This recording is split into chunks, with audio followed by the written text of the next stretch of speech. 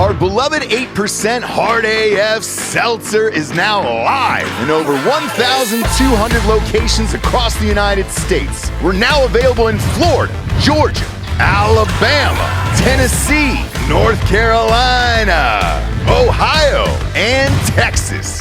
Go to hardafseltzer.com today, click on the store locator, enter your city or zip, and find the nearest location closest to you.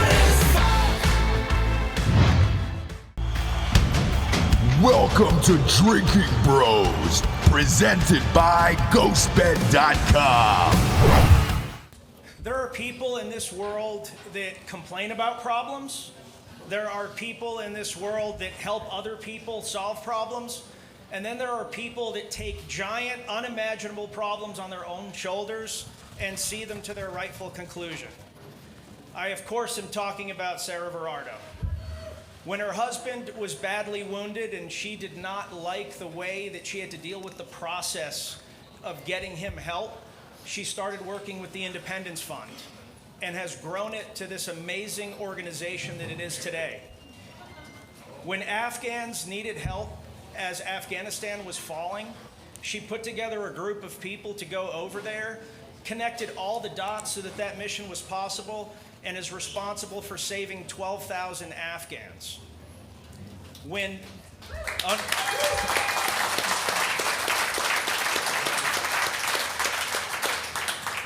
Sarah saw that veterans needed to be treated differently when dealing with law enforcement in order to keep both them and law enforcement safe in high-intense situations, she created the Veterans Justice Initiative and worked with the amazing North Carolina legislature to put in place laws that protected veterans and law enforcement.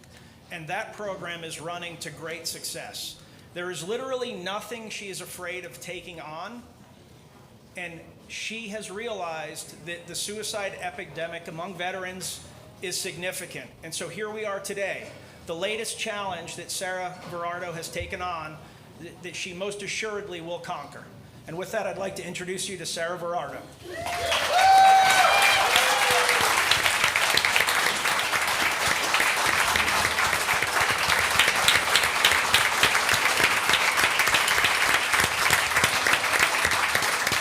Thank you all. All right, is this working? Yes? You all know I'm very bad at technology and geography, so we'll get that out of the way. Thank you so much for being here with us. I was thinking today, we've had a whirlwind of a day, and tomorrow we have even more activities. And I was thinking about people who volunteer their time and their energy and their platform. And I mean, there are so many of you, and I'm looking at you, Brandon, Eli, and of course these incredible panelists on the stage, but who use their platform for good. And just as much, oftentimes we see people who kind of wrap themselves in the flag, in the American flag. And there's nothing below the surface of that. And it's very disheartening to see these people who are talking with no action behind it about what it means to stand and walk truly shoulder to shoulder with those who have kept us a nation of freedom. We have an all-volunteer force. There is no draft. There is no compulsion. And yet there are people, and I'm looking at you, Af. Af, raise your hand. Yeah, Af!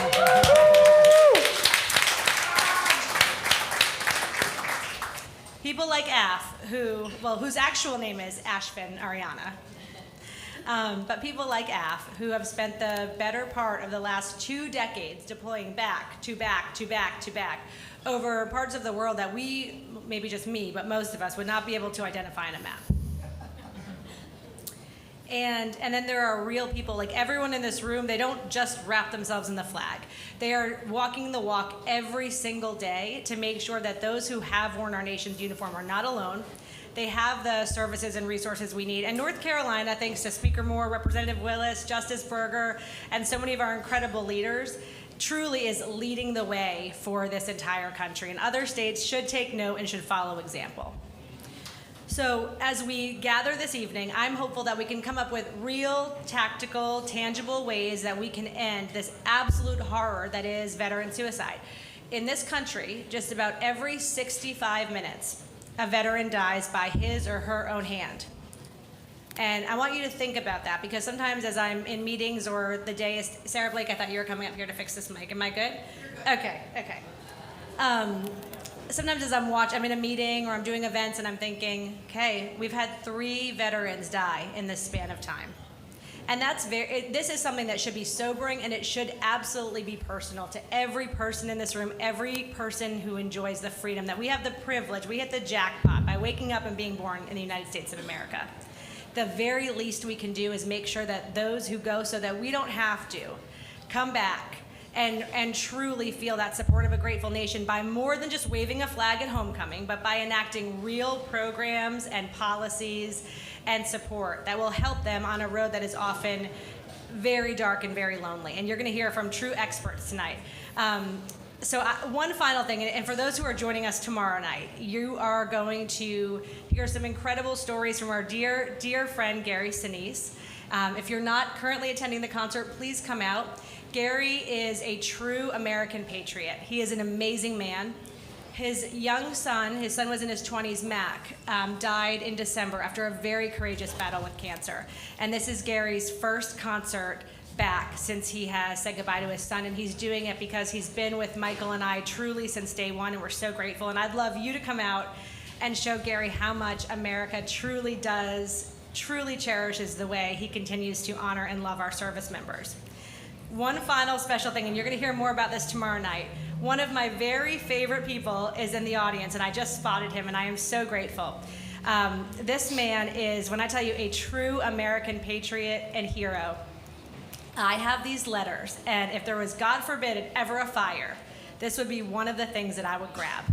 And these letters start, and they say, Dear Sarah and Mike. And then the next year it says, Dear Sarah, Mike, and baby Grace.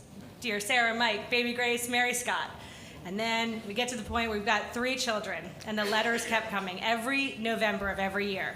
Norm Follner, who is with us this evening, World War II era Navy veteran, and every year for his birthday, for more than a decade, he has sent what he calls a birthday present to himself to the Independence Fund.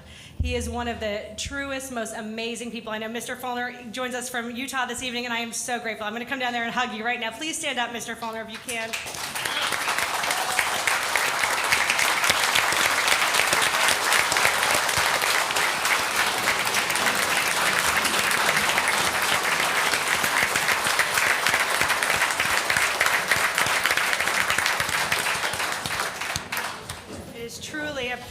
To be here with you this evening, especially among so many incredible heroes. So thank you so much.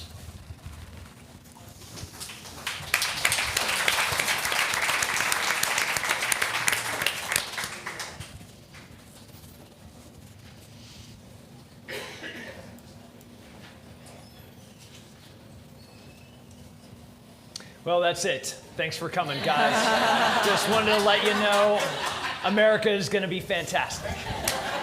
Off we go. I actually get the microphone tonight, one of my favorite things, so I appreciate being up here. So I do want to introduce a really dear friend to the Independence Fund and a dear friend to the state of North Carolina. Dr. Campbell, could you please come forward? Say a couple of words, please.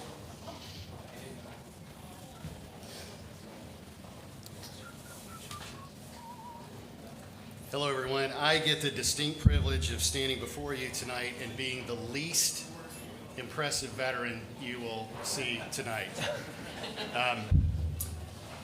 As they have said, I'm a recovering Army surgeon. My job downrange was to try to preserve life, to protect life in any way I could. I knew my role, but I stand around these folks here, and they're the true heroes. They're the reasons that I went there, is to try to do anything I could.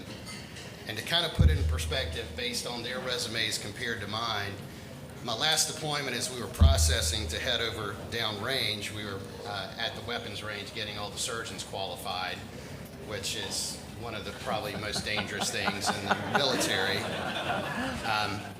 It was my 3rd deployment. Someone came up to me and they said, well, listen, what if there's a surgeon and they don't do well on the PT test, they don't qualify with their weapons range? What do you do with that surgeon? I said, well, usually we promote them.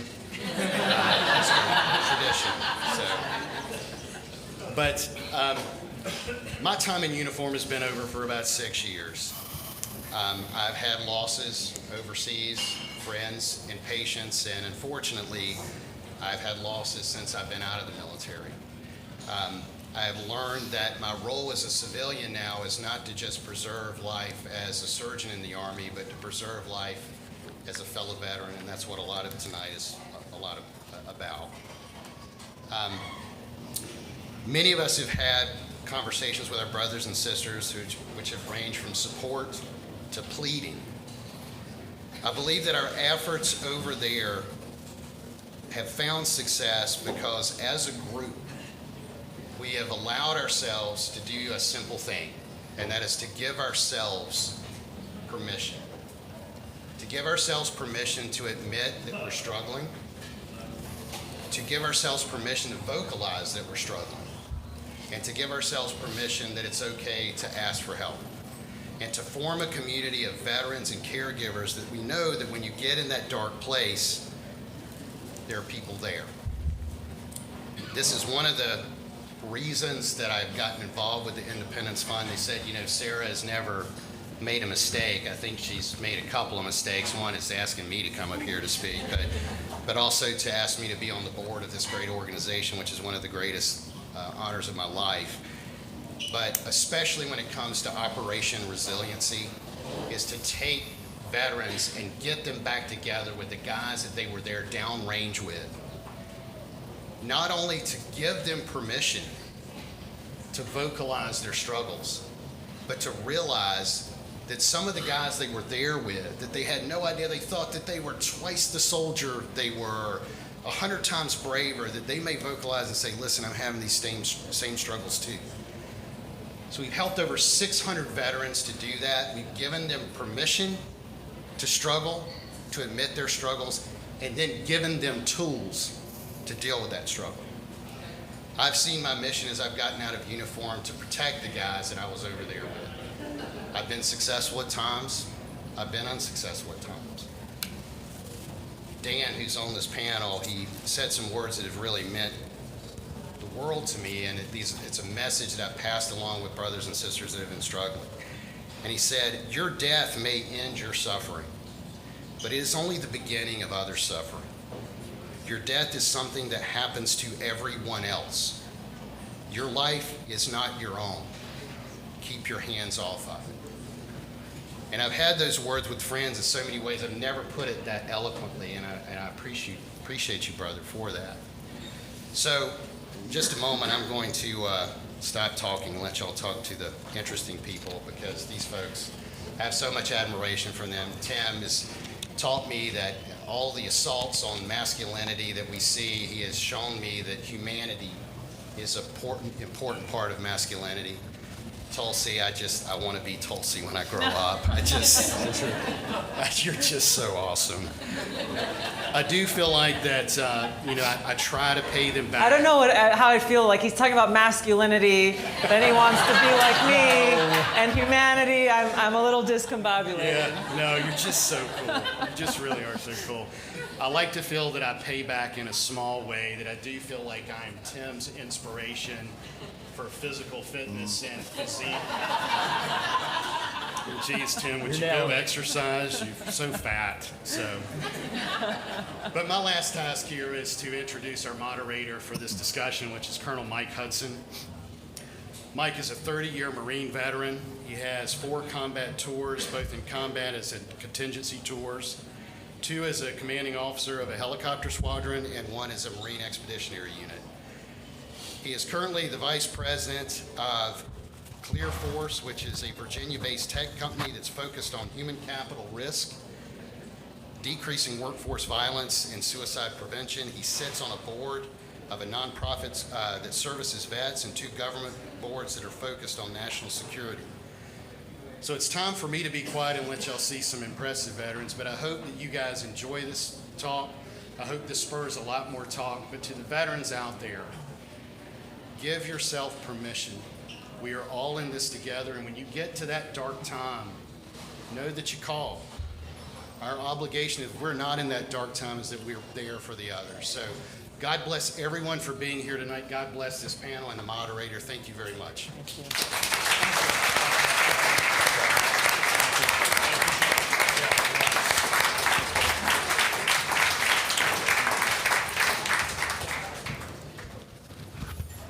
Hey, Grant, I appreciate that introduction. We'll jump right in. Hey, it's my privilege to guide targeting a solution focused on the veteran suicide issue. I'd also point out that in some cases this conversation can be hard. If you feel the need to step outside, please do.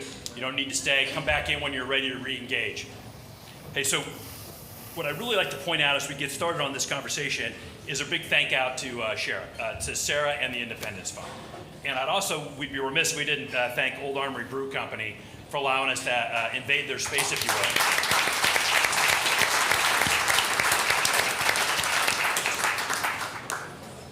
So tonight, the Independence Fund has assembled a remarkable group of individuals sitting up here on the stage. We're going to get to them pretty quickly, and you can see from their ad lib already early on, it's not going to take them long to get into this conversation.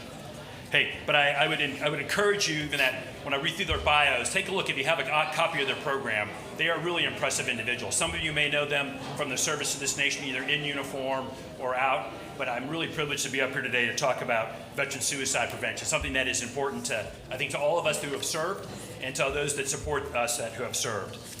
So, Tulsi, I'll start with you first. A 4-time Congresswoman.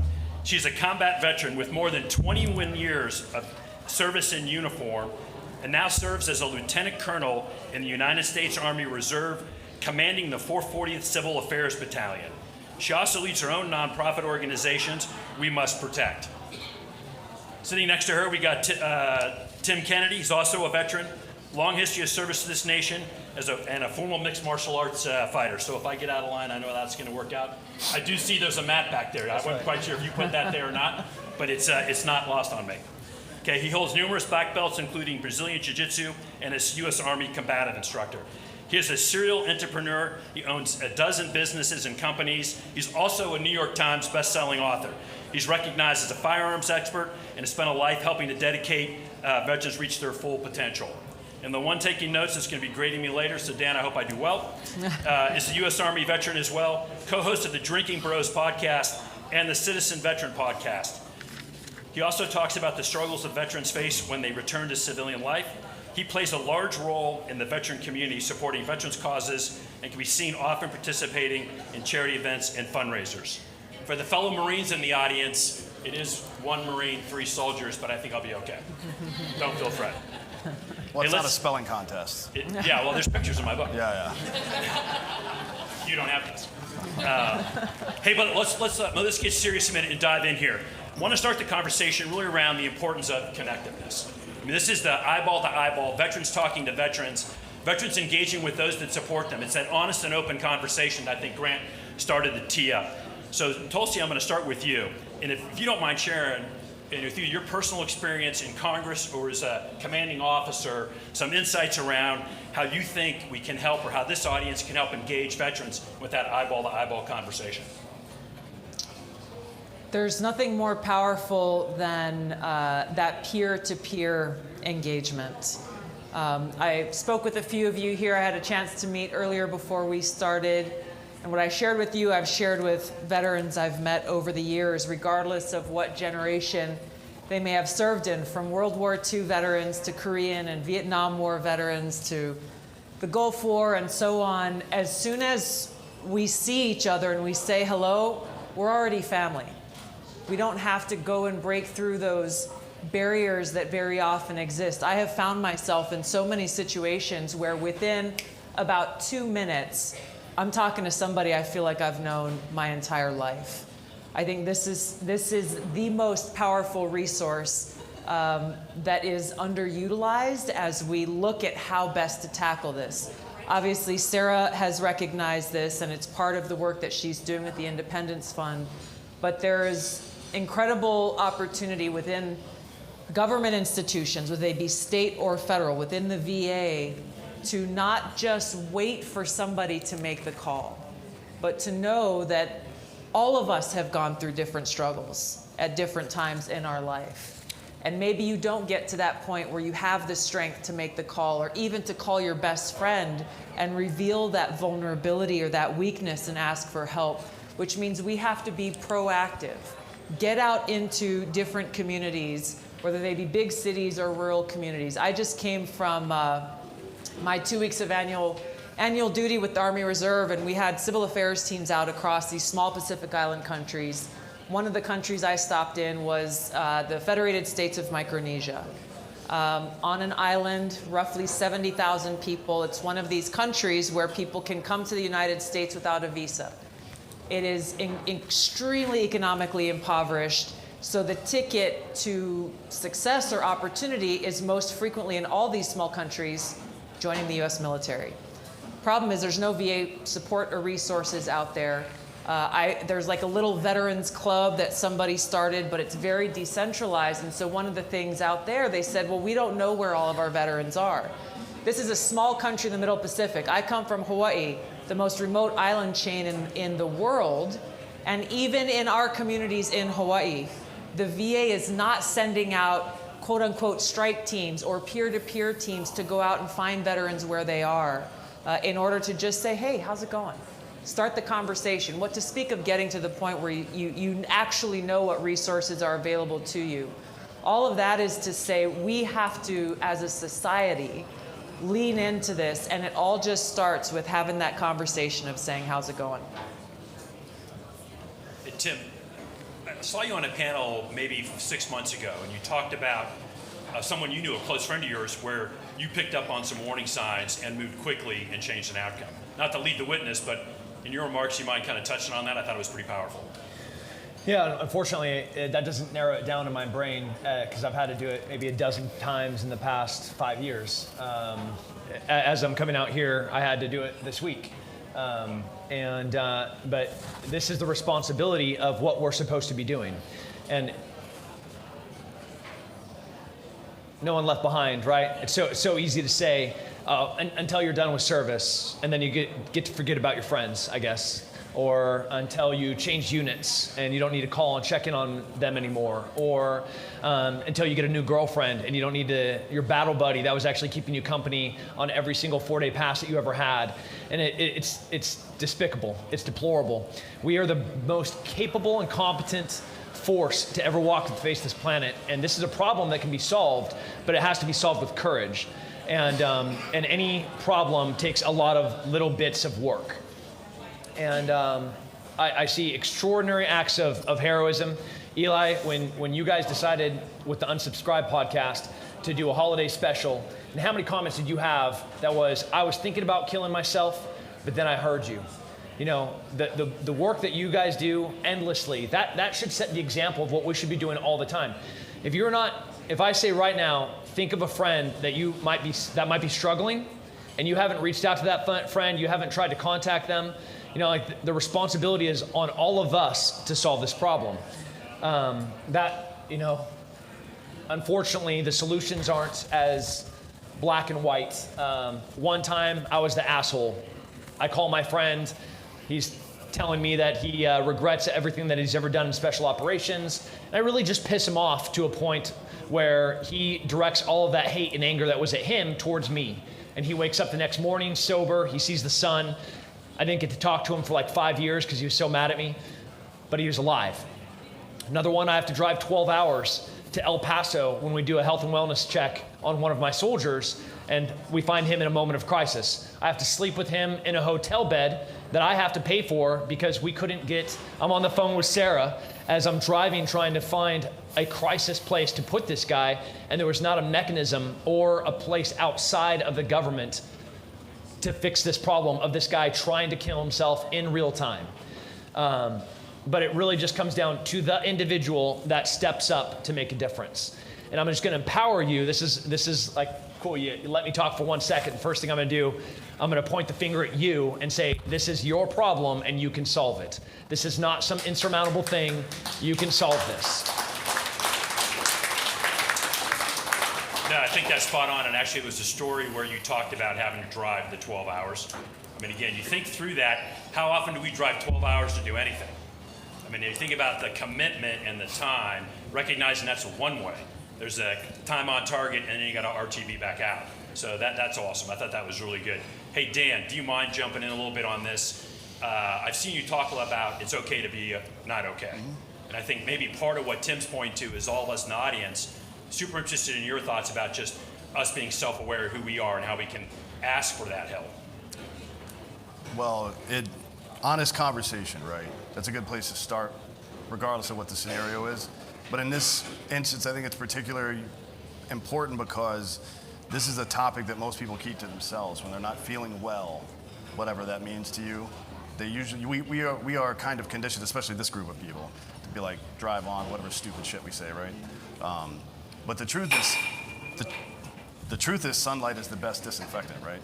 Like, for two reasons. One, you can't diagnose without data. And two, as Tulsi was talking about, a lot of these people, and it's probably true of most of the veterans in here, had no idea what they were entitled to or where to find it when they got out, right? And that's a big problem for us, right? It just is. And our community doesn't pat itself on the back that much. It doesn't whine that much. It just kind of, we have that drive on attitude. But part of that is maintaining the human weapon, as CZ likes to call it, right? Human capital, the human weapon. You wouldn't go out into the field with rust in your chamber. You shouldn't go out with rust in your brain. You know what I mean? And these are just frank conversations. It's not good or bad. It just is what it is, right? And it needs to be dealt with. Yeah, no, I think that's right. I mean, the idea that, and one of the challenges I think you're hitting on, is this idea that veterans have to do two key things. We have to self-assess, then we have to seek help. And in many cases, I think what Tim was talking about, Tulsi as well, and Dan, the idea that we need to, in this group, in this community, be proactive. And in some cases, the data and the science is just how well we know our friend. Sure. Right? Well, that's definitely a big part of it. So you're 90 to 93% of communication is nonverbal, right? Like your buddy's not always going to come out and say, hey, there's something wrong with me. So that's why it's important to both of your guys' points, to be close with these people, right? Learn their body language. If you feel like your brain is better at being a brain than you are at thinking most of the time. If you feel like something's wrong, it probably is. Just ask the question. Make them tell you no. And I think it's also just taking the opportunity to show versus tell that it's okay to not be okay, what you said. You know, I again just came out of training period with my soldiers, and I took the opportunity to express and share with them some of the experiences, personal experiences that I had had, and that during different deployments or during different situations, when I was in a leadership position, I had my friends that I was able to turn to when I didn't have a tough face to put on for my unit. And to show that vulnerability, to make it so that it's okay for others to know they can do the same, I think oftentimes does a lot more to provide that encouragement than just saying, hey, you know, call me anytime. It's not an easy thing to do for any of us to ask for help, what to speak of when you're at a moment of radical desperation. Yeah, making it not normal, because obviously when you're in a moment of crisis, that's not a normal moment. You know, that is a far outlier of a dangerous position that you're in. But I think everyone realizing that no one here is perfect, like least of all me. My wife and I were talking a couple of weeks ago, and you know, we were talking about you know, like 18 years marriage, you know, like how are we want to go to some marriage counseling? Do we want to go to, like, how do we spice things up? I got to talk her into going to Paris with me. And, you know, she was crying about some of the struggles of, you know, being a mom and having me as her husband, frankly, having to travel. And we were coming back from an overseas trip, and Haiti's burning down, and we're figuring out if I'm going to Haiti, and it was absolute madness. And as she was crying, she's like, I'm not all right. I'm like, nobody's all right. Like, there's not a person in this room that's perfect. There's nobody that's all right. And there's nothing wrong with that. Recognizing the degrees of that, the spectrum of, like, at what point do I need help? You know, I have lots of friends that I can call to help me move. But I also have some very close friends that I can call in the middle of the night when I'm in a dark place. And having the self-awareness of realizing that that's totally fine.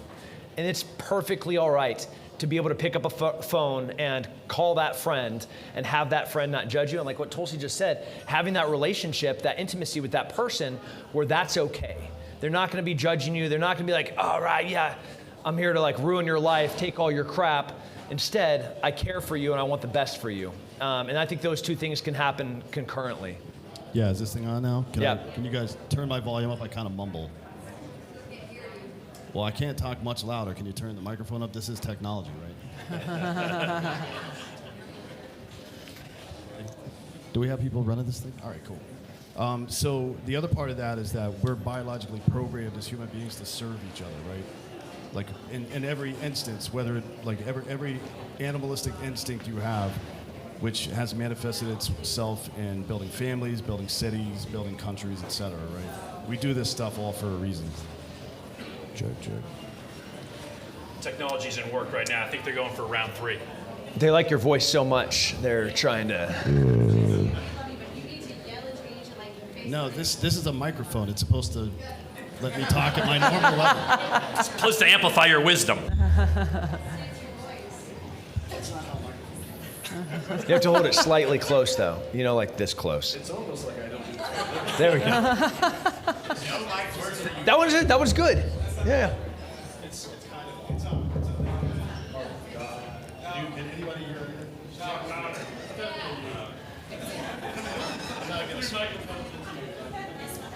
I'll take the chair if you want to take the podium.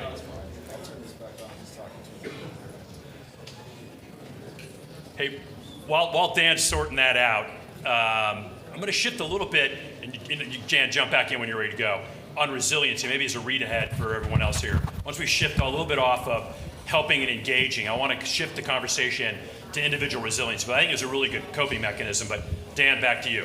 Yeah, what I was saying was... Oh, yeah! Look, they love you. If I could point out, I think that was a Marine that helped you out, soldier. You'll be fine. Every chance you get. What I was saying was we're biologically programmed to serve each other as human beings, and that's true of most animal life, actually. Everything we do, from interpersonal connection to building cities, is essentially we're building walls around what matters to us, right? Which we may need another one at the southern border. We'll see. But yeah, it's like that's when you're going to feel most fulfilled in your life. There's nothing more... There's no worse situation to be in my opinion, than to be somebody who's truly not afraid of death anymore, who sees no purpose in life, right? That is the basement that people find themselves in frequently. And, so what's usually you can find the solution to a problem if you just define what the problem is. Now we've defined the problem, right? These people need purpose. They don't need a pat on the back or like, oh, it's okay, to be a shitbag your whole life because some bad stuff happened to you. No, it's time to wake up, right? And maybe that's harsh, but it's true. Yeah, and maybe that, to pivot to the resiliency part, I think where Dan's going at, and where I'd like to kind of get the panel, I'll start, Tim, with you on this, but I think individual resiliency is an important coping mechanism. I think it's something that when we started our journey in the military, they kind of trained us to be that way, resilient, solve problems. In some cases, that can be an impediment, as already mentioned. But I think, in my view, when I think about resiliency at the individual level, I think about being mentally and physically strong, right? And then as a commander, and all of us have been leaders, we think about individual resiliency as the way to drive unit readiness that allows us to have organizational capability that can be deployed on short notice to solve problems. So, Tim, interested, I know you're in this space big time on individual resiliency. Yeah, I wish there was a way that we could separate building resilience and mental toughness and kind of determination without the thing that creates it, which is the hard work and suffering. I would love that I could take a pill, or I could have this belief, or I could open up my shirt and there's an S under there, and all of a sudden I'm capable of doing all these things, specifically mentally tough things. It's just not true. The way that you get that is by doing hard things, usually via suffering. And we've lived in a very comfortable time of our lives where I can pick up my phone and have food delivered to my house, and I'm not forging my existence out of the woods. There's something really important about us struggling. There's not growth without some form of struggle. Your muscles don't get stronger unless they suffer. I don't think you get mentally tough without suffering. So under resilience, I have found I do a million little things, and all of those little things build up to give me some edge over what might be a dark moment, whether that's being in an ice bath or being in a sauna or getting my ass beat on the mats, or going and hanging out and training with some freak phenom athletes, or try to intellectually hang with Dan, or try to get in a debate with Tulsi. Like every single one of these things becomes challenging, and it makes me grow. And through that growth creates some form of resiliency and toughness. And we could go on like what I eat, if I smoke, how much I drink, what kind of drugs I do, what kind of relationship I have with my wife, what kind of intentionality do I have with my children, how much sleep do I have. At what point do each of these matter more than the next? They all matter. And that's the million little decisions. The resiliency of a unit readiness, we break down the core metal tasks. We have this mission essential task list. We say that these are the things that we have to do, and we break it all the way down to an individual level. And then it builds out to the unit level. And then from that unit level, they're able to accomplish these tasks. Well, the task is, I don't want to fall into this dark moment of crisis. Cool. The individual requirements for me not to fall into this moment is I have to be physically healthy. What does physically healthy look like? I need to be exercising. I need to get outside. I need to have a good relationship with my wife. I'm not having some side chick. I'm not yelling at my kids and then feeling regret for the way that I responded in anger because I didn't get enough sleep the night before. I'm financially secure. These are all little tiny things that ultimately put me in a really healthy position to be able to help others. The Army's definition of leadership is purpose, direction, motivation. That is what I have to provide to somebody to go and do it. And more often than not, we lose that purpose. And then we forget the reason why we're even doing all of these little things. For me, that purpose is going to be ongoing, and for the rest of my life, for the people to my left and the people to my right, and my family most of all, that I have chosen to support. Like I said, I'm going to marry this woman. I married her, then I made babies with her. These are my responsibility now. They are part of my purpose, just like my brothers and my sisters that I serve with. So it is my responsibility to do all of these millions of little things so I'm ready for when the phone rings in the middle of the night to go and help a friend.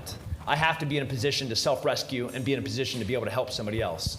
So do the million little things.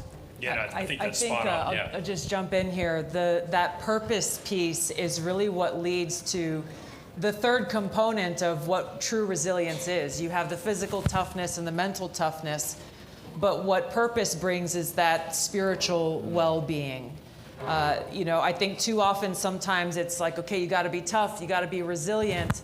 That can be translated into being like, hey, just suck it up. Whatever's going on, just suck it up and drive through. Put your head down, do the freaking work, get the job done, and then you're like, okay, that one's done, what's next? But what are you actually grounded in? And whether that spiritual well-being comes from a religious standpoint, you are dedicating your life in service to God, service to others, or it comes from being rooted in that purpose of serving a cause, serving others, something greater than yourself, using your life where you can positively impact others, that answers the question of like, why? Why should I be physically fit? Why do I need to be mentally tough? What am I using my life for? Why is it important that I wake up every day and be this capable, maximally capable human being? Without that sense of purpose is where the darkness starts to settle in. I would add, what you're hinting towards is being a value add. Like if we're setting the bar at just not suicidal, that's a pretty low bar. Low bar. Right?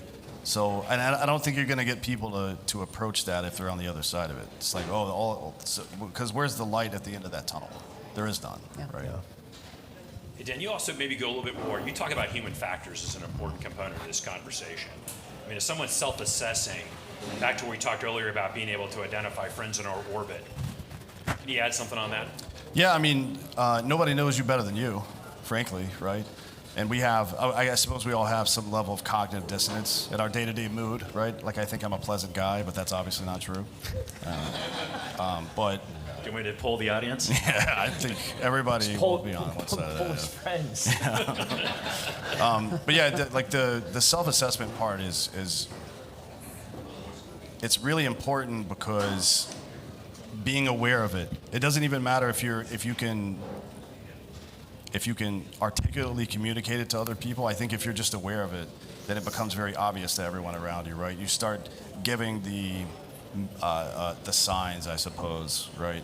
I think that's. We had a question at the panel in January, from someone who had lost someone recently and said they didn't see the signs. Like, well, they were there, right? They're always there. So what can you learn from that, I guess, right? Is where I would bring it back to. As far as human factor goes, it's like the most important part is being interconnected. We're designed to be this way, right? I mean, it used to be kind of a funny trope about serial killers or mass shooters or something. Oh, it's just a quiet guy in the neighborhood, right? Well, that should have been a warning sign that he didn't talk to anybody. Really? Like that was our 1980s and 90s measure for somebody that was just an ordinary guy from the neighborhood that didn't talk to anybody and kept himself? No, that's not how human beings are. Yeah, I think that's right. I want to shift a little bit, if we're all good, to one of the helping mechanisms is mental health. I mean, I'm not saying suicide is a mental health sole problem. I'm not advocating down that path, but I do know that many that seek mental health find support, get connected, help course correct. But the question kind of to the panel is, and I'll start with Tulsi, is the idea of access sometimes becomes hard, right? And I'm interested in your thoughts on what we can do as a community to enhance or increase that access. I think the first step is just dealing with the reality of stigma that's there. I think that it's unfortunate a lot of times veterans who have deployed or served overseas are automatically perceived by those who don't have any entry into our community as victims or damaged or people who have to be handled with kid gloves because of the potential for post-traumatic stress or other effects, whether it's real or not. And so I think that how do we as a community, whether you're a part of the veteran community or not, express how much you value those who have worn the uniform, not only because they've served, but because of the unique experience, leadership experience, working as a member of a team, the level of discipline, the ability to stay focused and accomplish a mission. There are so many different assets that veterans bring to the table. We as a society should value that and put that at the top of the stack when you see a veteran applying for a job, whether it be for a business, a school, or a nonprofit, or any organization. I think that helps with this just keeping focused on that purpose, providing that purpose and helping through that transition. Access, when you look at the government standpoint, and I served for 8 years in Congress, and there are a lot of reforms and change that need to take place within our government and within the VA especially. Even with some of the best efforts underway, the bureaucracy, unfortunately, oftentimes creates far too many obstacles for people to get the help they need at the moment they need it. I've lost track of how many of my friends have called me or strangers who've reached out to me and said, I tried. I called once. I called twice. I called 3 times. They said, cool, we'll see you in 3 weeks. He's like, I might not be here in 3 weeks. I think one of the easiest things that the VA could do, and I'll just go back to the thing I said at my first comments, was just hire veterans to go talk to veterans. Find them where they are. Build those relationships. Recruit them to be a part of a volunteer team to go out and multiply so that the points of access, it turns out, are everywhere. There's a lot that needs to be done, but it really does come down to every one of us taking ownership of this and whatever position we may be in, to be available, to be accessible, and to be the kind of person that'll answer the phone in the middle of the night when that call comes. Yeah. That call coming. You guys know about 988? Sorry, and you kind of mentioned this. I'm just thinking about one of my friends who I've gotten so many of those calls from this same person over the 20 years that I've known him. We went through OCS together. And those calls are not always like, hey, Tulsi, I really could, you use a friendly ear. Sometimes those calls are angry and like whatever's going on, like I'm the target. I'm like, okay, let's talk, man. Yeah. And it's not always, as you said, it's not always just like, okay, man, love you. It's like, no, let's go. Let's go. You want to duke it out? Let's duke it out. But regardless, the fact is, you answer the call and you engage. That's right.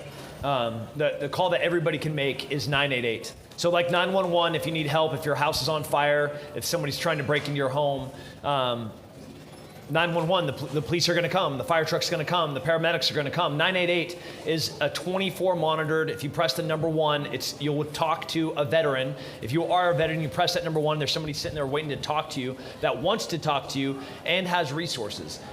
It's easy to throw darts at the VA. Bureaucracy is what it is. It's broken.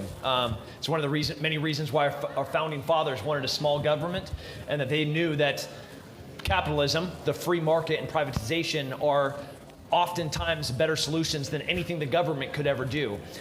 We've kind of seen that time and time again. And the VA, we have people here that are high level in the VA. They care. They want to help. They're looking for ways to help. They're literally sitting right next to you. And in some instances, their hands are tied. Sometimes they're not. They're trying to find solutions just like we are. They care. There's not a doubt in my mind. And access is a hard thing to get. But 988, put that to memory. You should be able to tell anytime that somebody calls, if you need help or if somebody else needs help, you can just pick up the phone and call 988, and it is 24-hour access to somebody sitting there that wants to talk to you and to hear your story and hopefully help you heal. Dan. Sure. I mean, everything that we do requires infrastructure, right? Like, most people don't do well without infrastructure. That's why there's almost 10 billion people on Earth now, or there will be by 2035 or some shit. I don't even know what it is. It's a lot of people. Yeah, it's a lot, right? But it's because we've made things a little bit easier, which is not the worst thing in the world. But I don't think it's a great idea. I mean, what's the net benefit to veterans, the veteran community, to sit around bitching about the VA all the time? None. Like, you feel better? You're part of the group that's bitching now? Shut up. I'm tired of hearing that stuff. You know what I mean? So Tim alluded to it, but we have a system of government in America called federalism, right? Where our founders had this beautiful and brilliant idea that power should reside at the lowest possible level. Well, that means responsibility resides at that level as well, right? So if I don't want to hear anybody say the VA failed my friend. You failed your friend, if anybody did, right? It's not always the case. Sometimes some people, it's tough, man. It's not a zero-sum game, right? We're not going to win every battle. But the idea that we're trying to blame some monolith institution instead of, ourselves is a problem. It's a real problem, because it's not going to get solved that way, frankly, right? No, I think that's right. And all three of you have mentioned, I want to shift to another point here real quick. You've all kind of hit on, and maybe to the group out here with us that own businesses out here that are hiring people today, we kind of talked about the individual, we talked about what we do to support that. I would be interested to talk a little bit about how American industry, American companies, how can all of us that have an opportunity to bring a veteran in, I'd really be interested, maybe Tim, go to you first on this, because you run a bunch of businesses as it is. How do you see the role, what's the role of the American business, our industrial capitalism, in this problem set? Yeah, man, I really believe in free market. I'm a small government libertarian constitutionalist, so I always look to free market as a solution. And my companies, we employ 75% veterans work for me, and I love them. Yeah, we have a different culture compared to many others, and it's a ton of fun. I got Murder Row when you first walk in. It's like a Delta Force dude, and the next one's a Navy dude that we all make fun of. The Seaman's literally the second door, and then you got a 10th group guy, and then you have PJ, and it's an amazing place. And Carl, wherever you are, I love you. Our CEO in the back there. It creates such a magical environment to have veterans there, but they also come with, you give them purpose, they will work to the ends of the earth. And they're so amazing. So, it was fun to make fun of Bud Light when they made the worst marketing decision in history and had this absolute idiot hold a can. But Bud Light employs more veterans than any other company that I know of. And the corporate and free market solution, making sure that people are financially secure, is one of the greatest things that you can do for an individual, where they're not worried about how they're going to pay for their bills, if they're going to be able to take their girlfriend out for a date. And on the employer side, having those type of people as part of your team, it's first very fulfilling, it's a ton of fun, and absolutely hilarious. I have no idea why another reason why I love Black Rifle. when that went viral, when Starbucks says they're going to hire 1,000 immigrants, and Evan Hafer says, I'm going to hire 1,000 veterans. Like that's what blew it in the world. You know, and that was one business owner, that was one entrepreneur that took a stand and said, no, man, I'm gonna do the right thing by the way of the American people and by people that serve this country. And think about the impact that Black Rifle has had since then in such a positive way. That was one person. And now what can you do? No, I think that's good. Tulsi, super interested in your thoughts. Since you've been on all sides of this conversation, from Congress, right, military leader, civilian entrepreneur. Yeah, I mean, Tim put it perfectly. I've brought veterans onto my team in every job or role or organization that I've been a part of, and some of the non-veterans who've been a part of the team, honestly, there's a little bit of jealousy there because they recognize that there's immediate rapport, and there is just a kind of mission focus that sometimes it takes other folks a minute to get used to. You know, I can't speak enough about the great assets that our veterans are to any organization, any task that's delivered. And so I think that it is truly those who lead by example. Don't, and I talk about this all the time. You know, it's great to say thank you for your service on Veterans Day, but what are you doing every single day of the year to truly value? If you value someone's decision to serve our country, don't talk about it, be about it.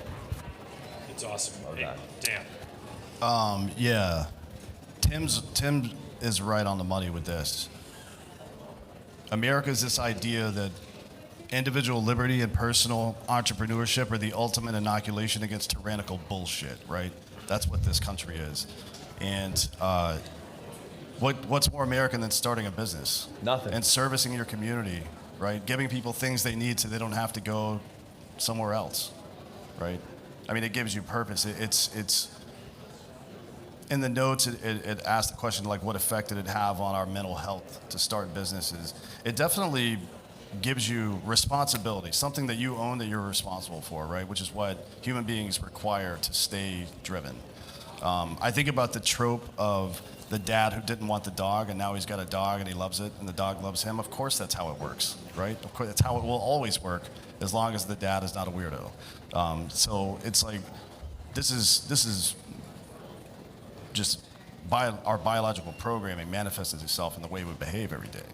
You know what I mean? There's no, it's not that complicated, right? It's the stick and the carrot, right? The stick is the fear that we have, and unfortunately, again, as I mentioned before, we don't have the fear of death so much, so it puts us in a precarious situation sometimes. So what do we fear? Because fear is a tool, it's a weapon.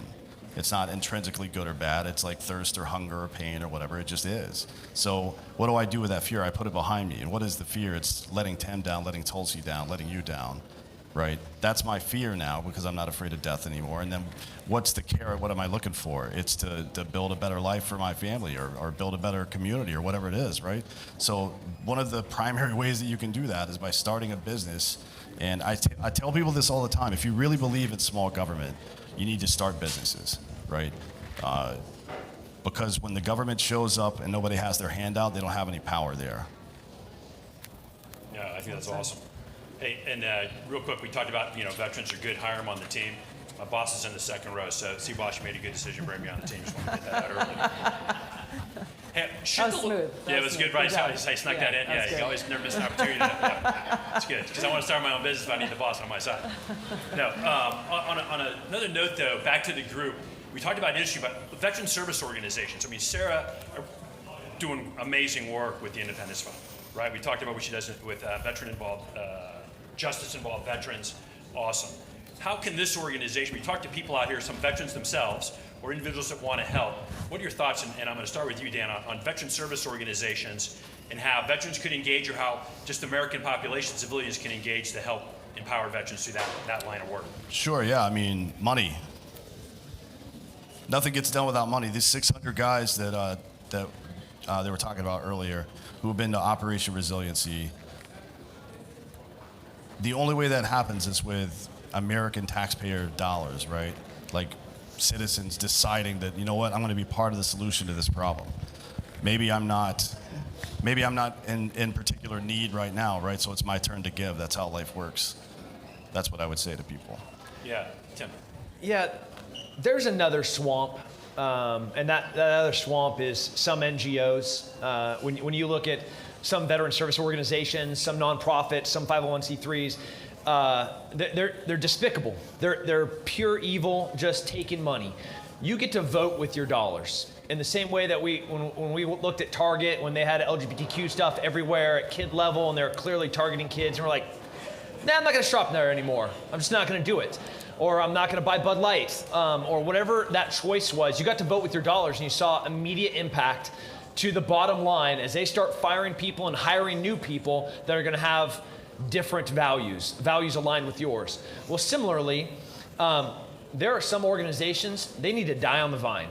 They are rotten to the core. Some of them have been public, some of them haven't. I'm never going to disparage anybody. But what I want you to do is take the individual responsibility of doing the research and looking into the organizations and seeing how they spend money. How much is actually project spends? Are they really doing things that are aligned with their mission? Dr. Bauer, can you raise your hand, sir? That man right there has one job. Yeah, Dr. Bauer. One is to make sure that the fiduciary responsibility to the board, that we are doing the right thing with the dollars that are coming in. The second thing is that, and I think it's a way more important thing, there's a mission. And in that mission, we break it down as to these things that we are allowed to do as a nonprofit. Are the ways that we spend money aligned with those values? If they're not, we don't get to do them. He helped stand up my nonprofit for my schools that we're launching. We launched 50 schools this year. We're going to launch 500 next year until we burn Department of Education to the ground. And I'm not joking, we're going to. And Dr. Bauer spent a lot of time helping us craft what the mission looks like to make sure that we do the thing that we said that we're going to do. So vote with your dollars, both on the private side in the capitalistic free market sense, and then supporting organizations that legitimately do God's work of saving people's lives and helping veterans. So vote with your dollars. Tulsi? Yeah, I agree completely. Do your research before you write a check. For the veterans here or those who support veterans, if there is a specific niche or there's a specific area that you are passionate about where you may have personal experience where veterans are being left behind or there's an opportunity to provide support, get some mentorship from someone who's started a nonprofit and go and start one yourself. I think it's one of the coolest things that I've seen with a lot of our peers and a lot of our friends is you've either lived through it or you know someone who has. I talked to someone recently who is recognized, he was a former recon Marine. Hoorah. Giving you a little bit of credit here. No. Liking it. He recognized that a lot of male combat veterans are dealing with low testosterone. And it's very hard to get that kind of treatment approved.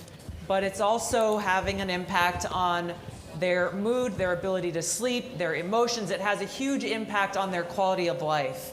And so he is starting a nonprofit very specifically with a partner in the private sector to help provide this service to those male veterans who are in need. It's a very niche area. I talked to a 4-star general the other day. I brought it up to him. Awesome leader. And he was like, I haven't heard about this. I need to know more about it because this is happening within our ranks. But if there's an issue that you're passionate about and you don't see one of the big organizations already tackling it head on, go and take charge and lead. I want to add to that because the data is overwhelming. So the average 21-year-old American, absent any of the toxic exposure or traumatic brain injury and any other stuff we deal with, the average 21-year-old in America today has the same level of testosterone as the 65-year-old had in 2001, right? So that's how quickly it's gone downhill. Can you just say that one more time? Yes. Did you hear? I mean, you can tell, right? You can tell. So to repeat what I just said, the average 21-year-old male in America right now has the same level of testosterone that the 65-year-old had in 2001 because of hormones in food, heavy metals, all sorts. It doesn't matter what it is, right? Now, if you map that onto the veteran community, these people have infinitely more exposure to those things than the average person, right? So we have a hardware issue that needs to be solved before, because all the money in mental health gets spent on software, right? We're just now kind of getting into gut health, which is interesting because 96% of serotonin is made in your gut. We probably should have figured that one out a little sooner. We're behind the curve on everything, but it isn't just going to counseling or telling somebody, oh, I had a rough day. Like, okay, well, I'm good for that day, but what about into the future? And it goes back to what Tim was talking about what does it mean to be resilient? We need to set the bar very high for these people. What does that roadmap look like for somebody who is getting out of the 82nd Airborne today? Because in their mind, they just want to go rest for a while. Because I've been there. I was like, all right, I got to go not get yelled at for a little while, right? And get my life back in order. But what does that even mean? I had no idea what resources were available to me. I had no idea what I was going to do, except for maybe go back to school and stuff like that, right? So you put a guy that is in the apex of the psychological trauma he's going to go through. He has done nothing because there's no institutional knowledge about this to deal with the hardware issue he has, and now he's got no purpose as well, right? And we wonder aloud, how could this have happened? Of course it happened. It could only have happened this way. Hey, this is Sarah's given me. We want to engage the audience here. I'd add just one thing on the what Tim had said earlier, but I think all the panels. Charity Navigator and Charity Watchdog are two websites that you can go to and look. And they do a really good job of looking at all of the nonprofits that are out there, breaks out their board. But what's most important, I think this is super helpful, it tells you what percentage of the dollar donated actually goes back to a veteran. So you'll see some of those organizations will take 65 to 75% out of what you give for their administrative operating costs. Others are significantly lower, so I absolutely agree with that.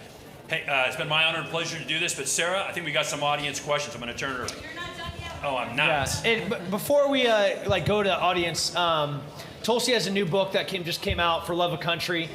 It's amazing. I started reading it last night. Dan running more podcasts than you could possibly imagine, happening out of one studio. Both successful entrepreneurs. They have a million other things that they could be doing.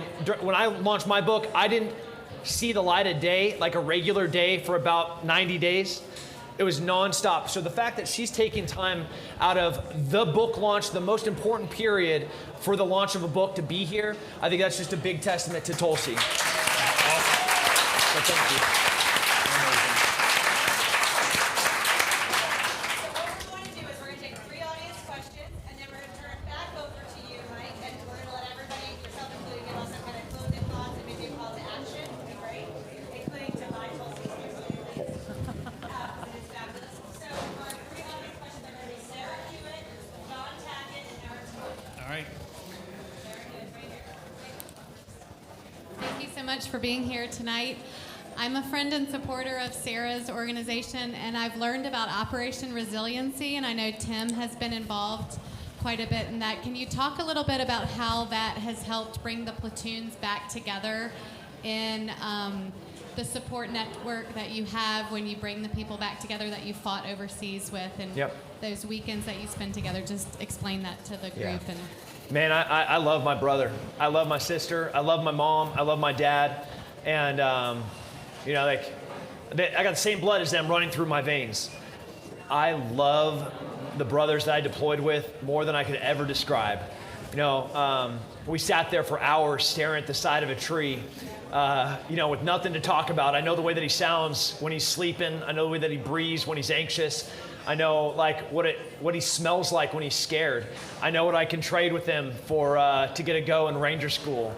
I know more about this person. And then we go to war and we experience the worst thing that one human can do to another human. We experience in war, and we experience that together.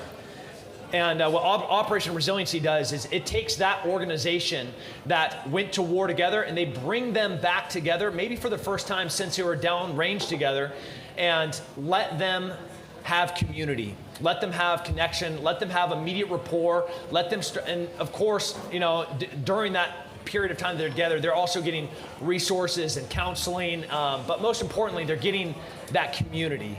They're getting that magic that exists only within service, of having the opportunity to spend time with somebody that you truly love, that you'd lay your life down for. And that is it's a program of record for TIP. Operation Resiliency is privately funded by donors, and they go and they bring a military unit that deployed downrange. They get them all back together, man, and they get to hash it out. And good things happen, bad things happen, and through the process of their time together, there's some serious healing. So it's great. I've been to a few of them, and as an outsider looking in, man, it's magic. It is absolutely magical. Great question. Hi. Can you hear me? Okay. Yeah, use your big girl voice though. Okay. I'm Erin Tamayo. I am a lowly civilian, and I met. Can you hear me?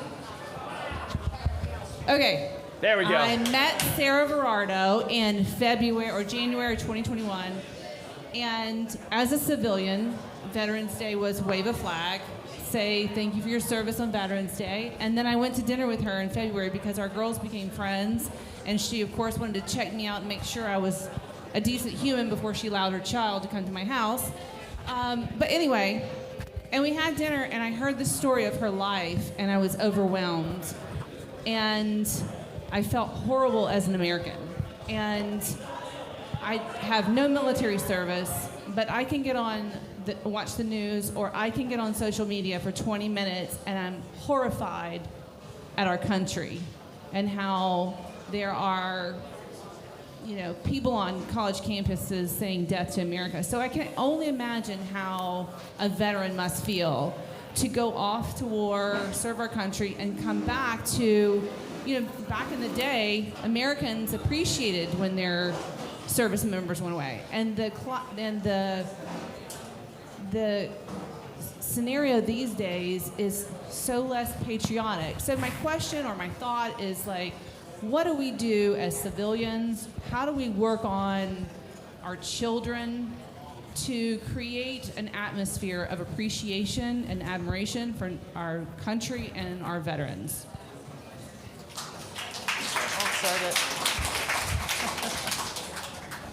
Well, Tim and his friend Matt are doing it, and I think set a good example for how to be the change.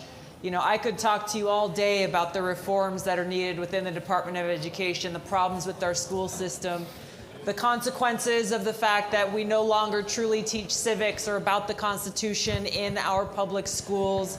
These things are not a part of the curriculum, so it should be no surprise why recruiting numbers are so abysmally low when kids growing up have no idea why anyone would want to die for our country in defense of freedom.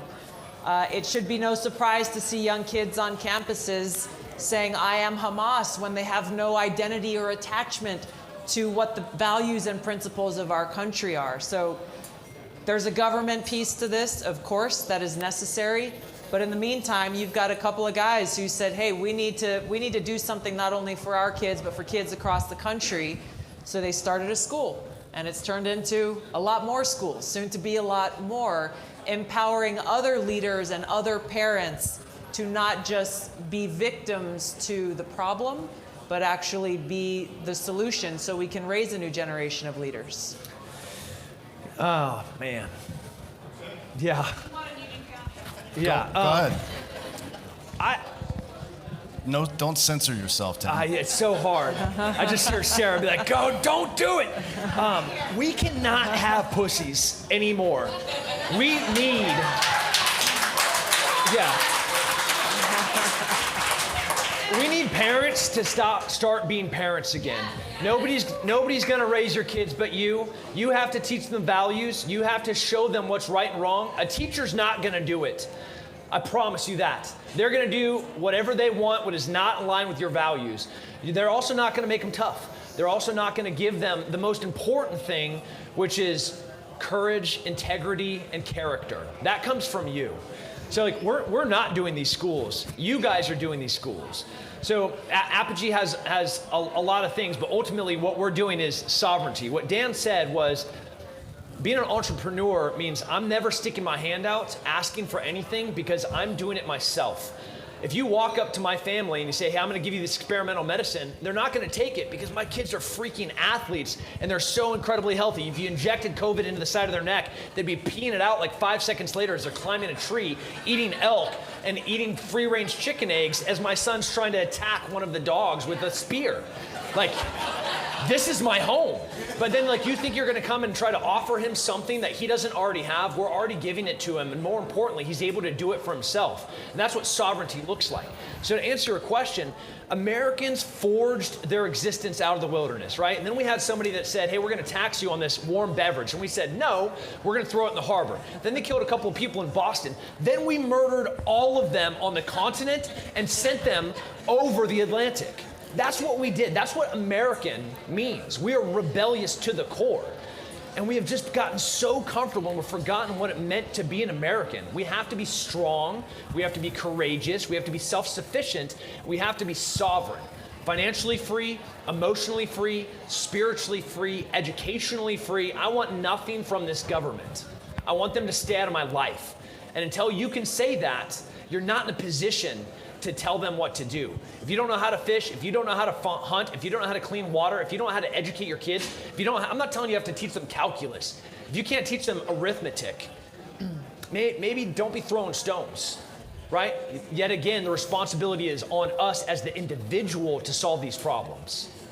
By the way, I think the tax rate when all that went down was 2.5%. Yeah, like 58% or what I just paid this year. Sorry, now you're getting me mad again. I just relaxed. And now you're like, spike me back up. You know what? Oh, I know. And my pastor is here, Pastor. Hey, Pastor Moore, great seeing you again. God bless you. Looking forward to seeing you at church tomorrow.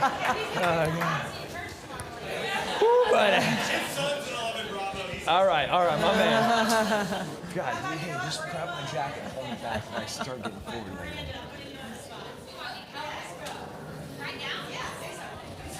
Oh my God, I wasn't prepared. Anyway, my brother is a lieutenant colonel in the Army. He's at year 18, his wife is a major, and we have guardianship of their 4 children when they overlap deploy. So the military is Okay, hi.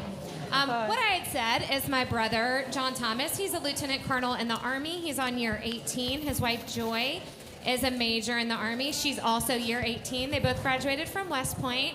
I'm a very, very proud military sister and sister-in-law. I also have guardianship of their 4 children when they overlap deploy. So even though I'm not in the military, I'm very, very, very close to it, and I see what it has done to our family. And I'm very concerned, especially about my brother and what he's come home with multiple times. And I guess as a family member, of course I check in. I talk to him every day. We're in a family group Wordle chat. I'm sure most of y'all are too. But I feel like I talk to him every day, but I worry about him a lot. And what would you say is the best way of truly checking in? Not just the little thing, like how do we best support him? I feel like he drinks a lot. I feel like there are other things that he's doing to self-medicate. And I don't know how to truly connect because there's so much I know he can't tell me. I know that there's so much hard that he doesn't want to tell me. How as a family member do I best support him? And his wife, but how do I truly best support my brother? Dan, you want to take a first shot at that? Sure, yeah. I mean, when they're in quicksand, a lot of times your first instinct is to try to pull them out of it, right? This is a particular kind of quicksand that only the person can pull themselves out of, right? So giving them, I think there's a lot of different things you could do. One is make them aware that you're aware that they're struggling, right? In a non-judgmental way, obviously. If you're a dude, if it's one of my buddies, I'm going to call him an asshole. But if it's, somebody I don't know, that's how I would approach it. And another thing is to take things off their plate, right? I mean, I'm sure you've all experienced that situation where your brain just starts beeping. It's like there's a high-pitched whirring noise in your head. You're spinning so many plates, you don't know how you're going to get anything done for the rest of the day. And you just said they have 4 children as well? Yeah. Maybe just babysit the kids? I don't know. Yeah. Mm-hmm. I think resources as well. Like people that are still in, they have no idea what's out there, frankly, and the families usually don't either. To be honest, I would assume, based on my experience, that your sister struggles as much as he does, either directly from her service or from his. And a warrior without a strong family unit is like an infantry platoon without a supply chain, right? Like we can be okay for a little while, but then it's over. So, it might be, I'm not a psychologist or anything, but it might be better for you to handle her, frankly, because I think it's his buddies who are going to bring him around, usually. Tim, Tulsi, you want to take a shot at that? Yeah, I have a very good friend of mine whose husband went through multiple very serious deployments that resulted in him having a very extreme, struggling with an extreme situation of post-traumatic stress. He wouldn't leave the house. He wouldn't get on a plane. He was very restrictive in the things that he was comfortable doing, was self-medicating, all of these different things. And she didn't know how to help him. She watched one day, she brought home a plant. The plant was on the front porch. She forgot to keep watering the plant, and the plant started dying. One day she came home and she saw her husband, John, watering the plant. Then she saw the next day that he was taking care of the plant. And he brought this plant back to life, and it was the first time she saw life in his eyes in a really long time. Long story short, she got him and their 2 little girls on a plane.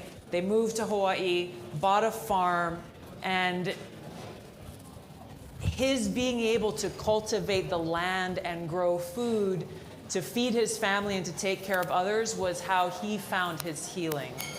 And so there are so many others, some have found their healing through working with animals or horses, and there are a lot of opportunities out there. Every one of us is different. I think as your family goes through this journey, just being able to help provide that encouragement and support as he finds that thing that will help him move forward and heal is so important to be able to do. Man, I love your heart. That's the sweetest thing in the world, and I hope you guys could hear in her voice the sincerity and emotion. And that's normal. George Washington, it's literally carved in marble in Washington. It says, when we assume the soldier, we didn't lay aside the citizen. And what is the citizen? It's all of us. I hear some of you guys separating whether you served or you didn't serve. It doesn't matter if you served. You're still a citizen first and foremost. The soldier is a second byproduct of that. We just chose to do something else in serving. But we're all just citizens at the core, and individuals and humans. And those million little decisions, finding up. So if there's a metronome of like tick, tick, tick, tick, tick, and each of those is his pattern of what he's doing, of when he's drinking, the things that trigger him. There's opportunity for you to step in a half beat to do something else. Hey, today I'm taking the kids and I set you and your wife up to go on this thing.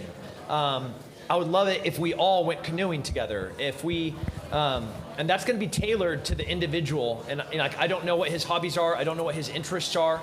But because you care and because you know, and you have an opportunity better than anyone else in this room, you could be like, hey, Tim, I need you to go help with this guy. I get it all the time. I get thousands of them on Instagram. I don't know him, but you do. And that's the coolest part, is every single one of you have a way to help someone else, and nobody else can do it as well as you can. So like there's going to be a call to action right now, and you're thinking about all those million little things that you can do. Like all I see is hope at the end of this problem. I really see opportunity for all of us to go identify, if you thought about that person and you think about their life and you think about whether it's a plant or farming or exercise or, doing something new and adventurous, that's going to be something that's going to break that rhythm and give them a chance to do something new the next day and new the next day and new the next day, and there'll always be a tomorrow. All right, thank you. Well, one last question from Bill Thompson. Bill. Hi, guys. Can you all hear me? So we're kind of talking about, I guess, like the post hoc or how we fix things after or we've identified problems. I think one of the things, at least for my time in the military, that we overlooked is kind of a hardening of the American mind before we send them to war. I think gets overlooked.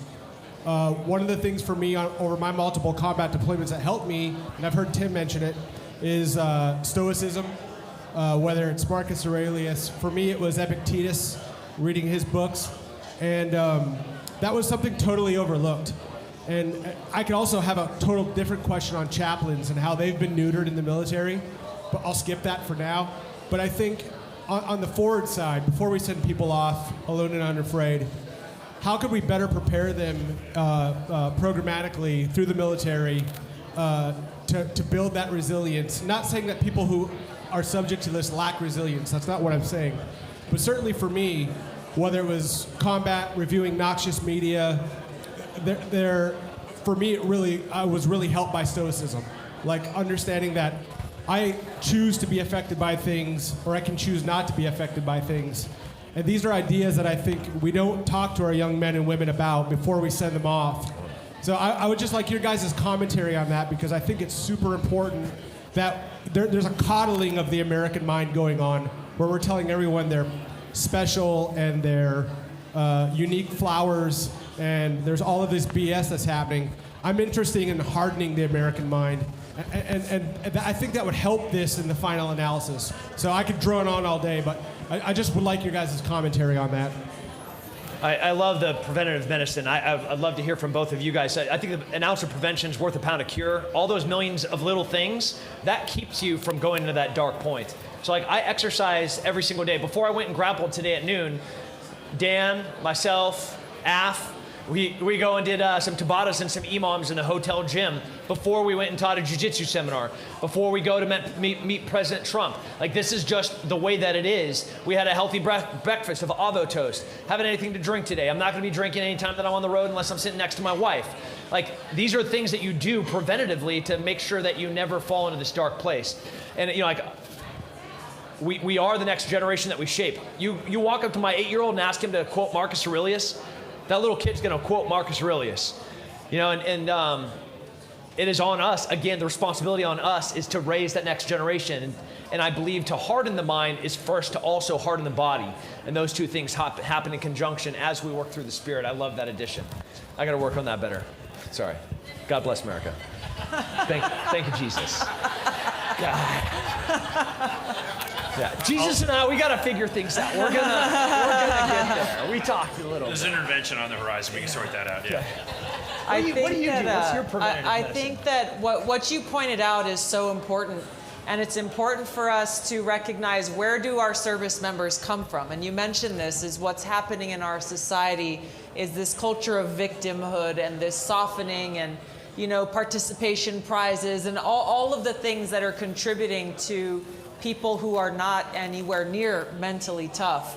And then you look at, okay, well, these are the people who are going to basic training in whatever branch of the military, and how the military has not recognized the problem to take this preventive action. Along with saying, okay, well, yes, we should implement some kind of mental toughness training from the very beginning, from that basic initial entry training, but also having that be an ongoing thing that does not just become another death by PowerPoint slides, but actually have these small group conversations on an ongoing basis is necessary if we want to try to get ahead of this.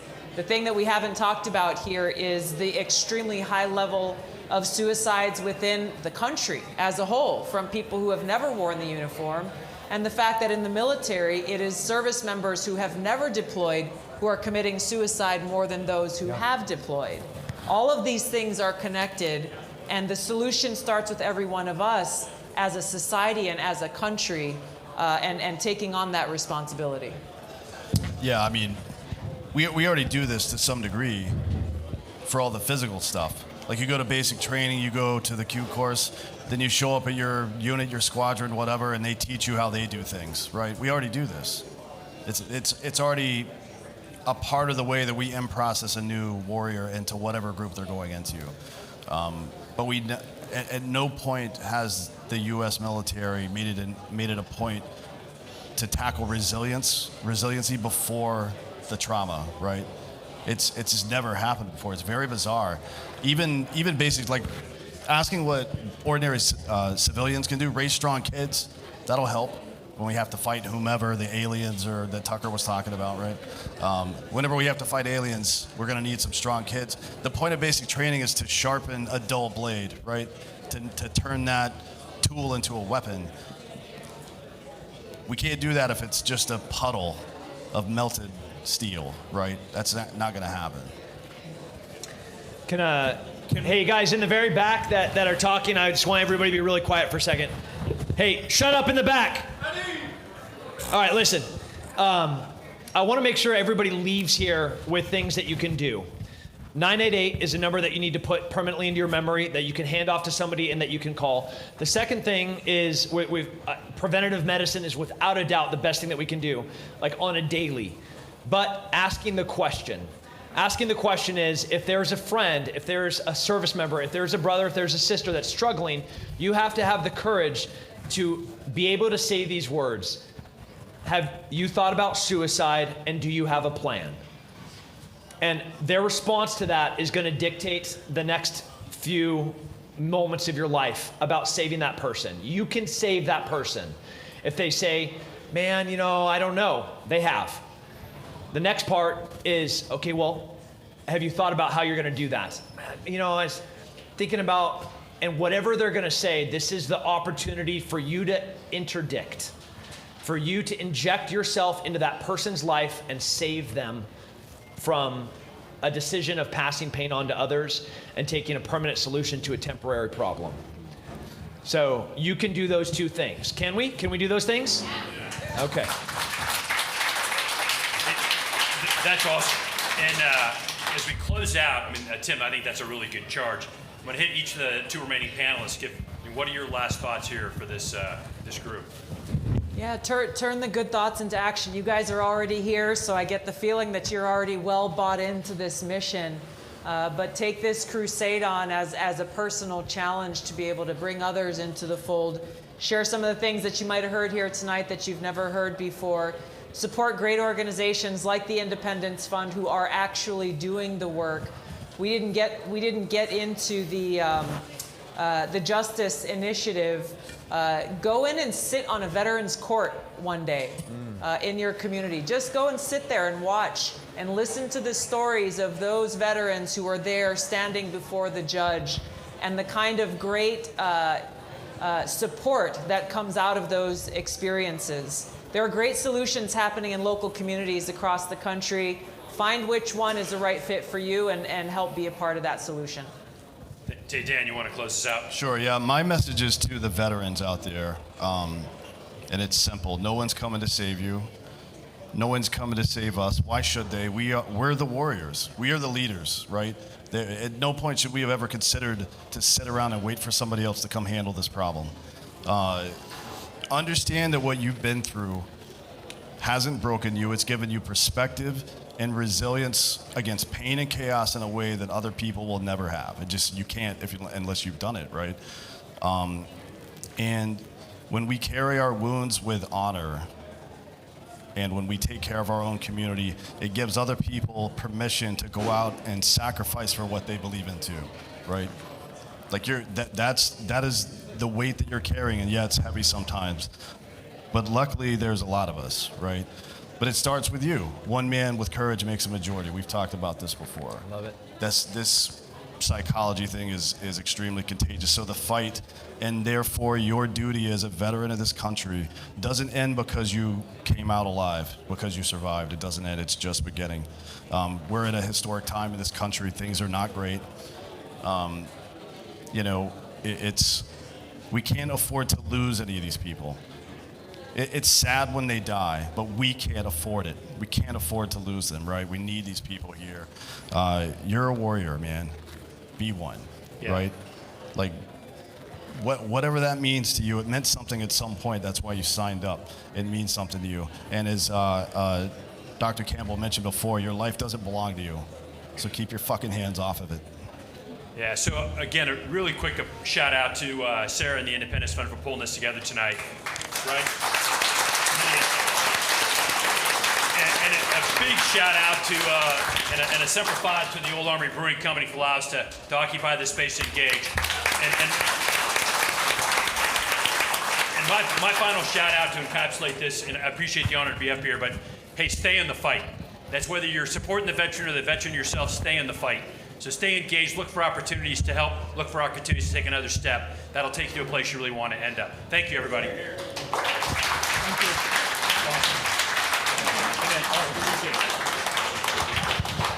Thank you. Before we get Just down. did all the- Can we take a... We're going to come down? Okay.